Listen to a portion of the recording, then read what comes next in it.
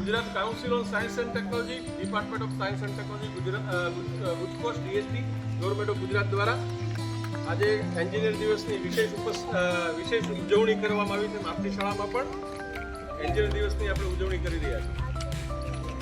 Innovation લોહીમાં પડ્યું છે એ જ એન્જિનિયર. તમે બધા એન્જિનિયર છો, તમારામાં ઘણી બધી ક્રિએટિવિટી પડી છે. એ ક્રિએટિવિટીને ચોક્કસ એક ઢાંચામાં ઢાળી અને નવું સંશોધન કરો.